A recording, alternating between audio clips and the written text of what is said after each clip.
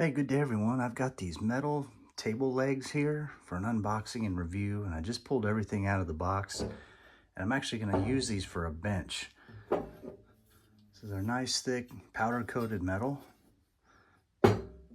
Very durable looking, and then you get 2 of them, and then you get 4 of these, and these are going to mount up to the bottom of the bench. It also comes with a pack of fasteners. I went and picked up a board here, and it's got a bull nose on one side and flat on the other.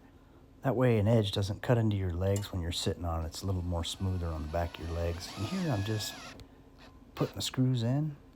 I put a washer on there actually just to give me a little distance. The fasteners were pretty long. I was afraid they were going to poke through the other side, so I made sure I put some washers on each one of them. Well, now that it's assembled, it's time to stain it. So I got some pre-stain and some stain here. Using that Valspar stain.